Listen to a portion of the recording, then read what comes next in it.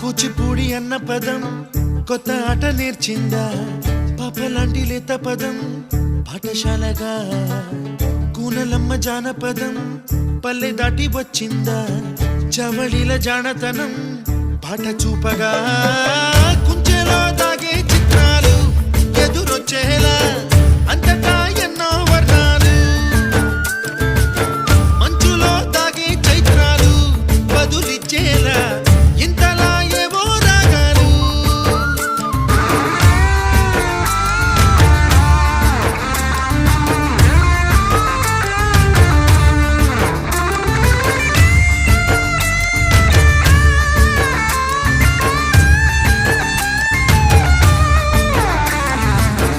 ఆకతాయి సందడిగా